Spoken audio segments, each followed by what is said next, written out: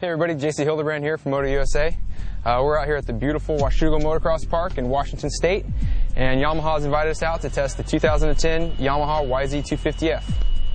This bike is totally new for 2010, and the cool thing about it is that it hasn't jumped on the fuel injection bandwagon like the rest of the 250F crowd.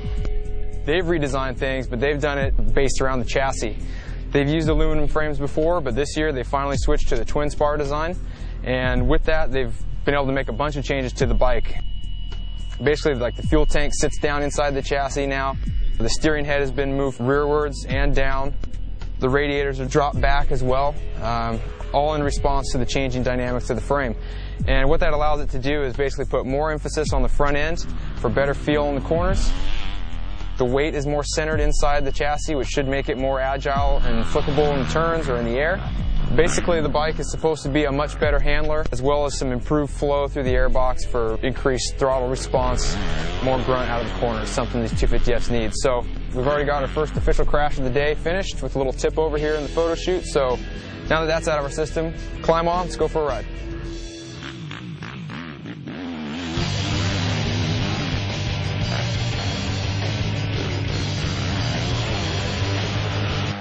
Tim Olson, Yamaha's off-road media relations manager, basically giving the guys at motorcycleusa.com the first look at the 2010 YZ250F. We're really proud of this bike. It's pretty much all new from the ground up.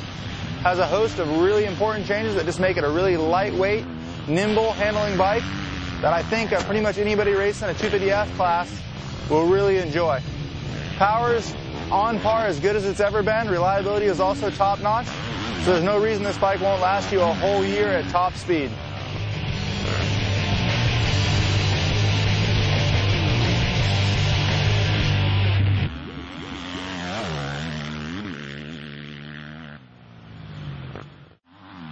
Well, that's our first day of riding here at Washougal on the 2010 YZ250F.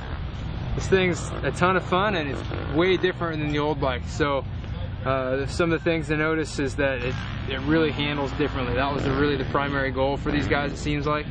And it definitely handles more quickly than the last one. I think at the price of some stability though. So we'll have to talk to some of our other testers, maybe some of the guys who are at higher level, and see what they thought. I know I hear a lot of positive comments from pretty much everybody here about the new bike. So, you know, it's definitely got more, a little bit more motor than it used to. It comes off the bottom better, and that's kind of what the Yamaha needed. It was a little plain Jane before, so it's got a little more pop, got a little extra step, and that's what it takes to be a better motorcycle.